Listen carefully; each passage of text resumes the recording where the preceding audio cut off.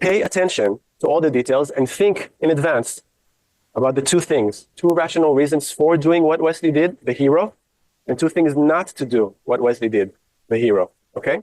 So already in advance, try to think about the reasons for and the reasons against. How many people will do what Wesley did and how many people will not do what Wesley did? What would you do? What would the other people, the other two that you're talking to, okay? So let's see what Wesley did. On the New York City subway, it's hard enough finding someone who will give up his seat to a stranger, let alone be willing to give up his life for one. The train was coming in like that. It happened just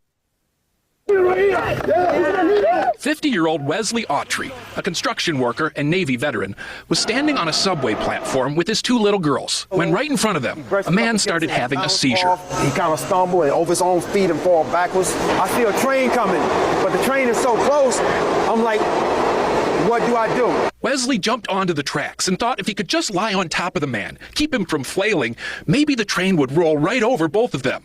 The clearance was exactly 21 inches. Wesley and the man, 20 and a half. No way the train can stop before this gentleman could get him up off the tracks. So he covered him with his body and pushed him down to a point where the train wouldn't hit his head and held him down under the tracks while the train came and rolled right over the top. It gave Wesley's children the scare of their young lives. I thought he was going to get killed. And Wesley, the scare of his too. I'm like talking to him, sir, you can't move.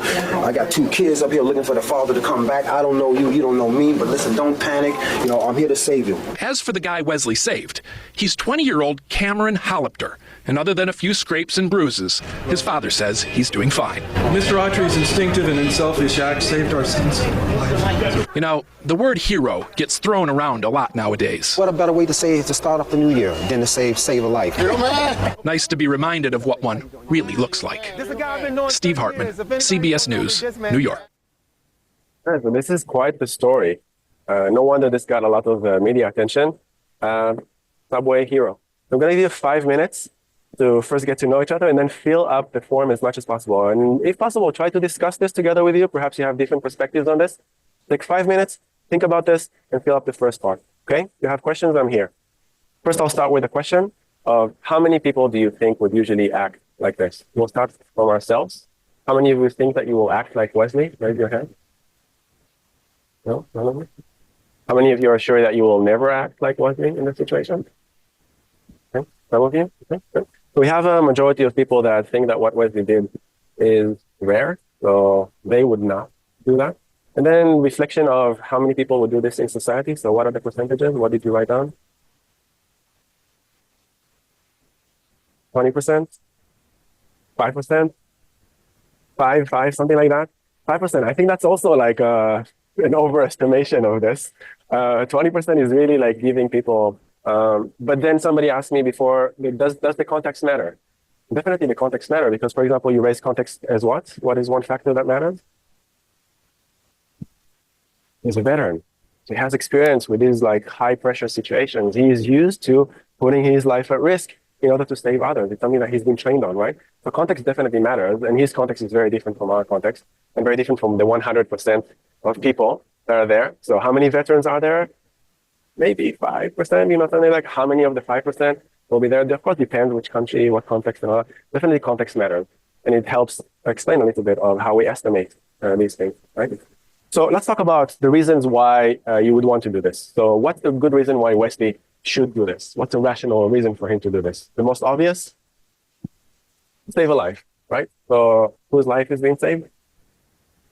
The what? Yeah. When it comes to saving a life, do we know in certainty that this life is going to be saved? No. How would you estimate the certainty of this life being saved if Wesley goes in there? Is it like a 50-50? Is it like a 90-10? Difficult, right? Difficult to know. Did Wesley know jumping into this? He did not have any idea, right? So there was a very, very small, like 0.5 centimeter difference between him lying down in the train. He had no way of estimating this kind of thing. I don't think he knows much about trains and doesn't know how much he's going to be laying on it. This was a little bit of a gamble. So even when we have a top certainty, rational reason for saving a life, then there's also a question of what is the risk here, right? So what are the chances of this actually leading to saving a life? We have some probability over there, right? Let's talk about a reason why not to do this. What's like the top reason why you wouldn't want to do this? What are some of the, sorry? You might die. Who would die? Wesley might die. Yeah. How much do you think this factors in what Wesley did? 1% to save a life. Right. So when we're talking about saving a life, we have some certainty there. Then we have the risk of losing a life. And in this case, it's first losing the life of the person who we want to save, and then losing another life, which is Wesley's life. So at the beginning, we had the probability of losing one life. Now suddenly, because of what Wesley is doing, we have the probability of losing two lives, right? So there's some factors here. So if we do nothing, then there's a 100% probability that the person will die. We jump in, there is some probability that another person will die, but there's also a probability that somebody is going to be saved. So suddenly, we need to wait in a very, very quick situation where things are happening. The train is approaching. It just fell in. We need to assess these kinds of things. What should we do? Very difficult. Nobody has that level of information, and nobody is able to make this kind of computation so fast as to make a decision of whether to jump in or not. Let's talk about another factor, second factor of why you shouldn't do this, aside from the risk. What other things, yes, please? That's a whole family. So there's more than just his personal life. He had two kids living there, right? Can you say a little bit more about that? Very good. But actually, there are multiple risks. First, there's a risk, what happens if he dies? If he dies, and if, let's say, for example, he's the sole provider or he's the main provider, then what happens to these kids? Who's going to take care of these kids? But let's say even when he does jump and save and everything is okay, the two kids were there, seeing him jump, not knowing what's going to happen. I don't think these kids are ever going to forget this kind of experience. There's going to be a very strong thing that they'll need psychologists in order to deal with what has happened. So you need to weigh these things as well. So all these things together, you need to make an immediate decision. At the beginning, it seems like a straightforward story. He's a hero. When we start thinking about this, there's lots of complications. And the complication with the kids is definitely one to consider. And the more that you think about this, and the more that you discuss this with other people, you'll think there are more and more reasons why not to do this. So maybe it's not irrational not to jump in. Maybe there's some reason for us not to do this. But if somebody jumps in, and if everything pays off, not considering the kid, means that a life was saved, then we get the title of a hero. And this doesn't happen very, very often. Okay? So this is an interesting first case study. Now we're going to make things a little bit more complicated. This was in New York, so this is far away. Now we're going to look at something that happened in this region. I want you to consider everything, including the context, about why would somebody not do or do what it is that happened here? And then what would you do in this? How would it shift from, 5% of people in the population to very few of us, zero, willing to do this? How would it shift if we look at this kind of context, okay? So let's move to the next one. So this is the story of Wang Yue. How many of you have heard of this story before? One of you? Two of you? Okay. A security camera in this bustling hardware market caught the accidents on tape. The footage shows a little girl wandering in front of a white van. She's hit, run over, and run over again by another vehicle.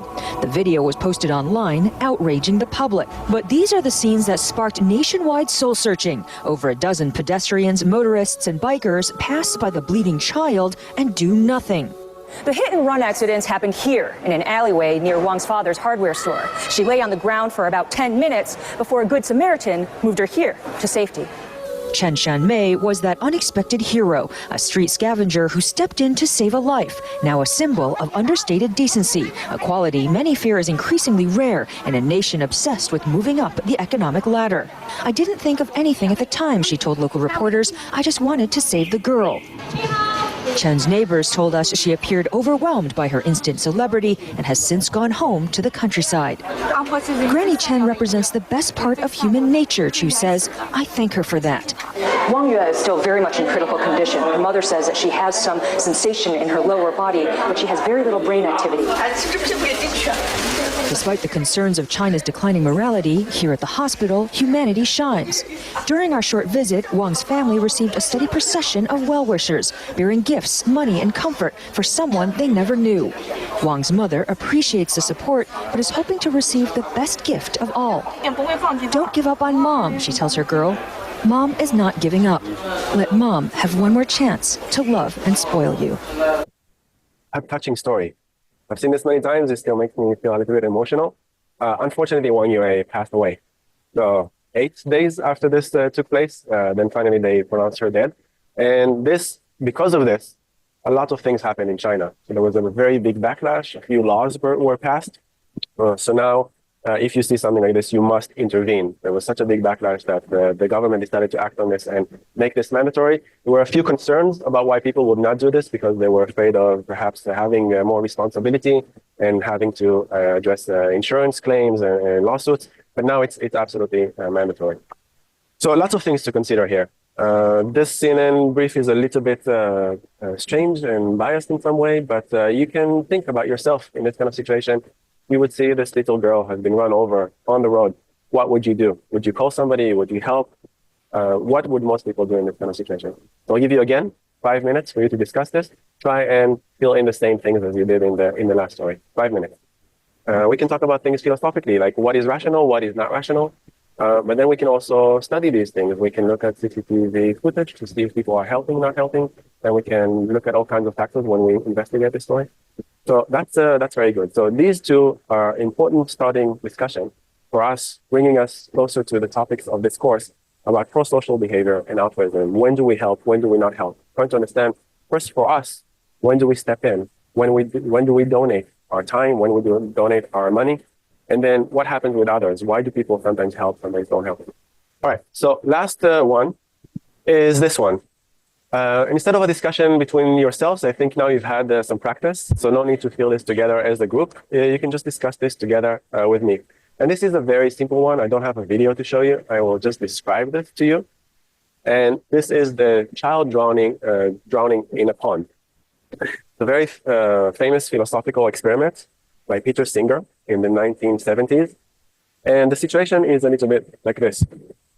You're walking along, and there's a pond. And the pond is a little bit deep, but not too deep. You can easily step into that pond, and it will not reach very high. You can see here an example. But you notice as you walk next to a pond that a child has fallen into that pond and is drowning. And unless you do something, the child is going to die.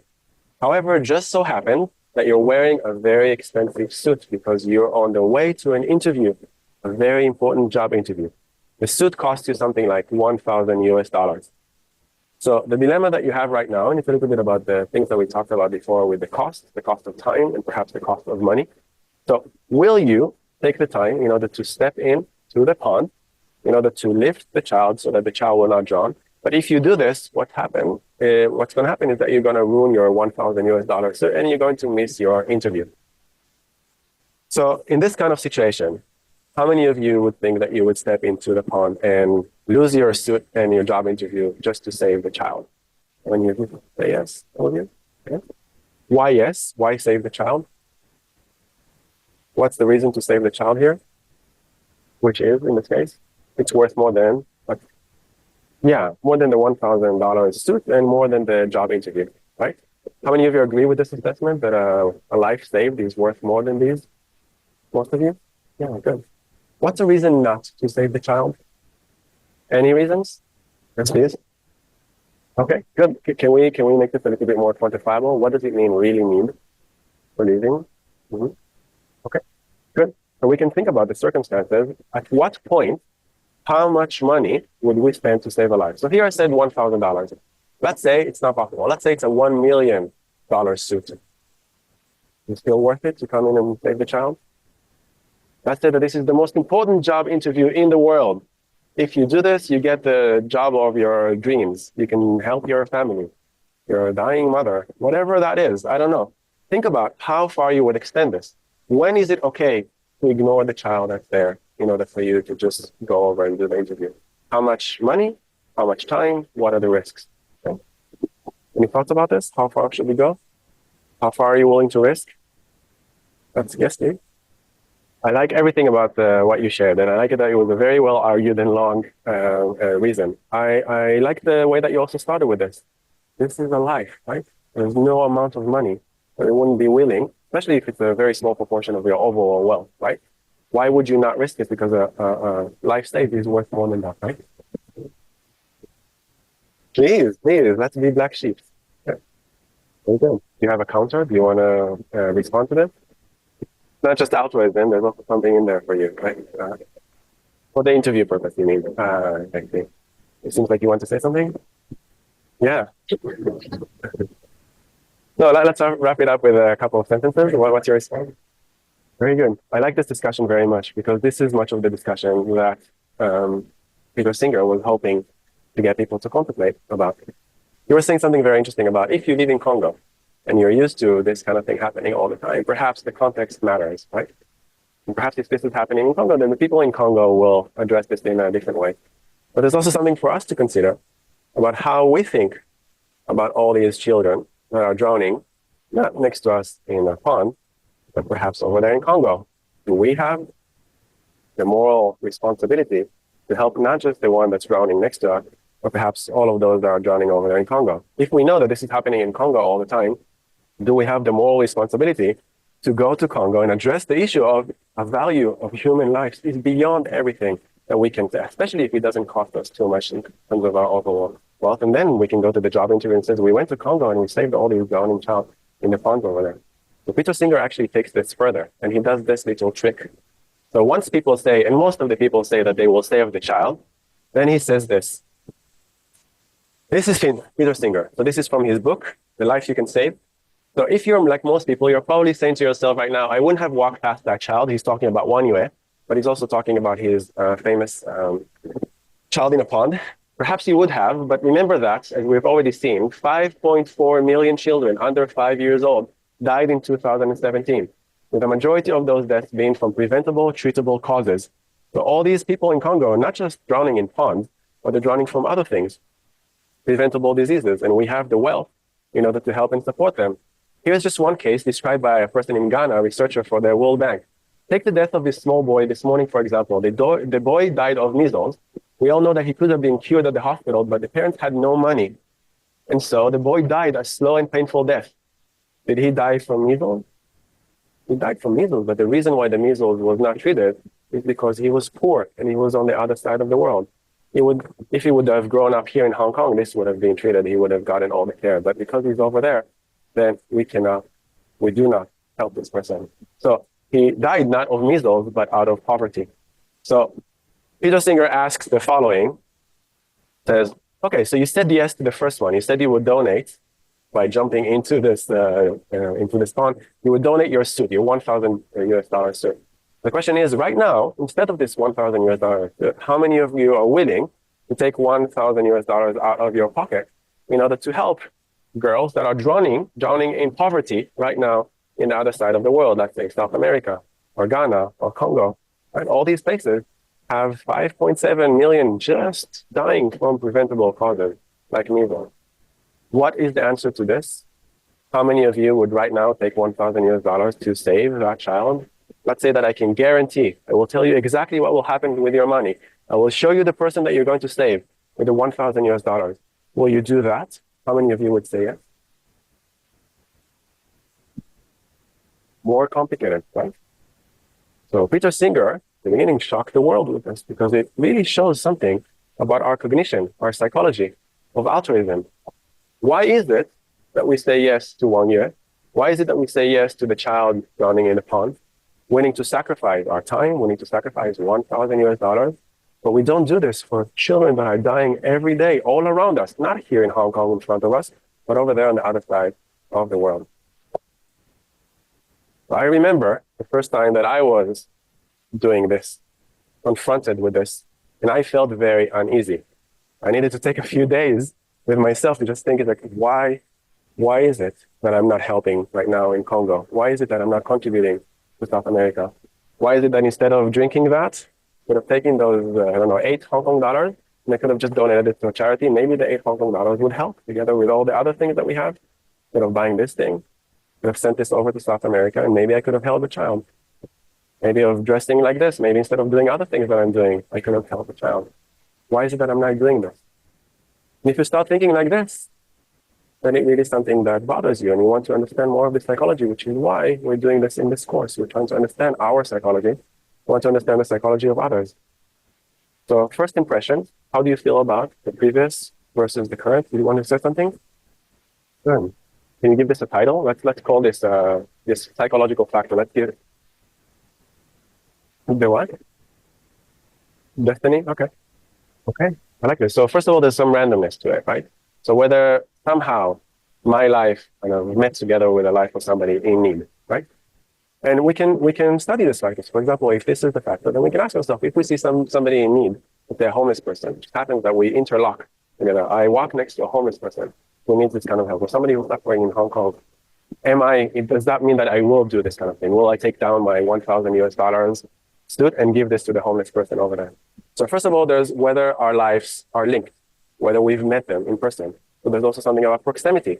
Are they in front of me right now? Do I see them? Do I experience them in some way? Or are they so far away over there in South America? So we can talk about randomness, we can talk about destiny, we can talk about links, we can talk about proximity, how close we are to them. Very good. What other psychological factors can you think about? Right. Very good. So a few factors there. First of all, there's an in-group, out-group. So perhaps they're not within my in-group, so I don't feel like they're connected to me in the same way. Perhaps we have not been linked by destiny, by genes, by social circumstances, right? So there's definitely a lot of that we need to consider. But there's also, like, what are the links between me and the people over there? Do they have a responsibility to take care of themselves? It's a sense of agency. So here in Hong Kong, we take care of our own. We have the agency and we care about these things. Over there, they do whatever it is that they do. So it's also all kinds of judgments regarding the in-group versus the out-group, what we do here, what we do over there, and the sense of agency that they have. Also, a little bit about diffusion of responsibility. Is it my responsibility to care about the entire world? Perhaps I need to limit things. First of all, my family. Then I have my friends. Then I have my community. Then I have my neighborhood or my building. Then I have my city. So it's up to us to try and understand how we, and then other people, how we think about these social circles. What's included in those? Include all people? Does it prioritize one kind of person over another? Maybe a child over an elderly, female over a male, humans over animals? So a lot of things to take into consideration. I like that. Thank you very much.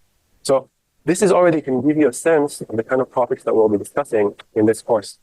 So how do we think about helping others? What does it mean to help another person? What are the things that we want to overcome in order to help people do the right thing? So for example, if it's an in-group, out-group thing, is there something that we can do in order to help us feel like people over there in South America are part of our in-group? If it's about proximity, is there something that we can do in order to bring people together so that it wouldn't seem as distant, that you would care, that you feel empathy more about people that are there on the other side of the world? So each one of the factors that you raised, perhaps there's something that we can do. Let's say we build a charity. Let's say that we run an experiment. Maybe we write a book. There's something that we can do in order to help others do the right thing into helping others and taking care of others, whoever they might be. So this is what Peter Singer was trying to do. Back then in the 1970s, this is the main slide that I'm going to show you the TED Talk where he talks about this. I just want to say Peter Singer is a very well-known person. He actually visited here not too long ago. It was quite funny because I'm a vegetarian, so I eat veggie food. He is really about animal welfare as well. He doesn't only care about humans, he also cares about people. So when he visited here last, I went to his talk. It was over there in Kowloon. I went to eat in one of the LN Coffee, not too far away from campus. It's a Buddhist vegan place. And I was just sitting there working. And suddenly Peter Singer comes in with all the philosophers. And they sit in the table next to me. And they start discussing all the things about animal welfare. And actually, Peter Singer is now very, very well known. So I got to eavesdrop about all the tour that he did around China. And even then, he feels very strongly about this. He writes books. So these are two of his most famous books. He's very prolific. He's well known among the philosophers. He's well known among the academic community. And he's very well known because of these books among many, many circles. So when Peter Singer talks about something, and he's been talking about things in the 1970s, so for 50 years, he's been publishing about this, trying to get people to think about what is altruism, what does it mean to help, what does it mean to do the right thing. And these are some of the things that I want us to discuss in this course. I'm going to show you a video in two parts. See how we're doing? Yes, very good. So this is where he is going to introduce to you a group called, a movement called Effective Altruism. So when he started in the 1970s, he had a bunch of ideas. He wrote like a philosopher. I was in his talk, still sounded like very heavy academics philosophy. You should do this, you should do that, utilitarianism versus redundantism. So it's like all of these things can be discussed by philosophers forever. They've been discussed for over 3,000 years, right? But when it comes down to what to do, I think this TED Talk is one of the things that really introduced this to the world. And this amazing group of young people, students like yourself, that listened to Peter Singer and decided to do something about it. Decided that this will not remain as something philosophical. They decided to act. They built charities. And these charities now handle tens of billions of dollars and do some real good in the world. We're going to discuss some of these charities and what it is that they do. We're going to experience this ourselves by taking part in an activity that one of these charities does. So we're going to try and understand a little bit of all of that from a psychological perspective. So here he is talking about Wang Yue, talking about this drowning child in the pond, and then what the implications are, and how some of these students, some of these amazing early career people, did something in order to try and change the world based on that. There were other people who walked past Wang Yu, and a second van ran over her legs before a street cleaner raised the alarm. She was rushed to hospital, but it was too late. She died. I wonder how many of you, looking at that, said to yourselves just now, I would not have done that. I would have stopped to help. Raise your hands if that thought occurred to you. As I thought, that's most of you. And I believe you, I'm sure you're right. But before you give yourself too much credit, look at this. UNICEF reports that in 2011, 6.9 million children under 5 died from preventable poverty-related diseases. UNICEF thinks that that's good news because the figure has been steadily coming down from 12 million in 1990, and that is good. But still, 6.9 million is 19,000 children dying every day. Does it really matter that we're not walking past them in the street? Does it really matter that they're far away? I don't think it does make a morally relevant difference. The fact that they're not right in front of us, the fact, of course, that they're of a different nationality or race, none of that seems morally relevant to me. What is really important is, can we reduce that death toll? Can we save some of those 19,000 children dying every day? And the answer is, yes, we can. Each of us spends money on things that we do not really need. You can think what your own habit is, whether it's a new car, a vacation, or just something like buying bottled water when the water that comes out of the tap is perfectly safe to drink. You could take the money you're spending on those unnecessary things and give it to this organization, the Against Malaria Foundation, which would take the money you had given and use it to buy nets like this one to protect children like this one. And we know reliably that if we provide nets, they're used and they reduce the number of children dying from malaria, just one of the many preventable diseases that are responsible for some of those 19,000 children dying every day. Fortunately, more and more people are understanding this idea, and the result is a growing movement, effective altruism. It's important because it combines both the heart and the head. The heart, of course, you felt the empathy for that child. But it's really important to use the head as well to make sure that what you do is effective and well-directed. And not only that, but also I think reason helps us to understand that other people, wherever they are like us, that they can suffer as we can, that parents grieve for the deaths of their children as we do, and that just as our lives and our well-being matters to us, it matters just as much to all of these people. So I think reason is not just some neutral tool to help you get whatever you want. It does help us to put perspective on our situation. And I think that's why many of the most significant people in effective altruism have been people who've had backgrounds in philosophy or economics or math. And that might seem surprising because a lot of people think philosophy is remote from the real world. Economics, we're told, just makes us more selfish. And we know that math is for nerds. What can I do? So I'm going to look at 4 questions that people ask that maybe stand in the way of them giving. They worry how much of a difference they can make, but you don't have to be a billionaire. This is Toby Ord. He's a research fellow in philosophy at the University of Oxford. He became an effective altruist when he calculated that with the money that he was likely to earn throughout his career, an academic career, he could give enough to cure 80,000 people of blindness in developing countries and still have enough left for a perfectly adequate standard of living. So Toby founded an organization called Giving What We Can to spread this information, to unite people who want to share some of their income, and to ask people to pledge to give 10% of what they earn over their lifetime to fighting global poverty. Toby himself does better than that. He's pledged to live on £18,000 a year, that's less than $30,000, and to give the rest to those organisations. And yes, Toby is married and he does have a mortgage. This is a couple at a later stage of life, Charlie Bressler and Diana Schott, who when they were young, when they met, were activists against the Vietnam War, fought for social justice, and then moved into careers, as most people do, didn't really do anything very active about those values, although they didn't abandon them. And then as they got to the age at which many people start to think of retirement, they returned to them, and they've decided to cut back on their spending, to live modestly, and to give both money and time to helping to fight global poverty. Now, mentioning time might lead you to think, well, should I abandon my career and put...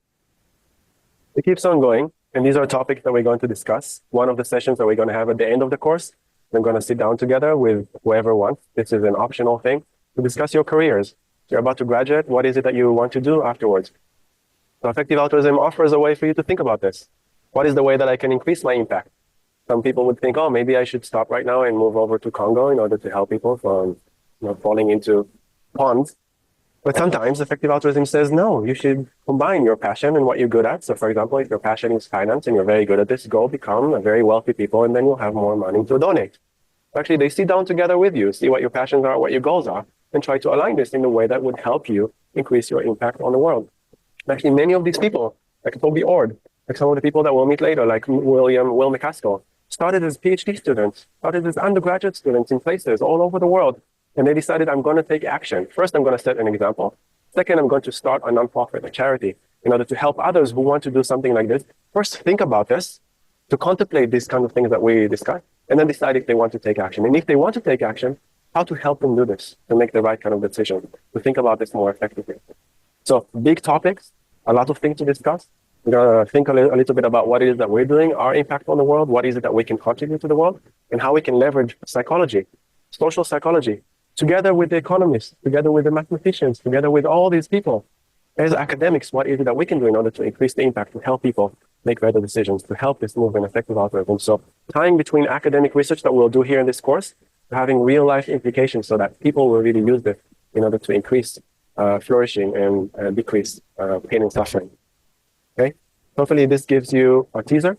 This is the end of the ad drop period this week, so you have, I think, enough information both about the syllabus and about how we do things in the classroom, how we discuss things, how we work in teams, how we bring situations into life in the classroom.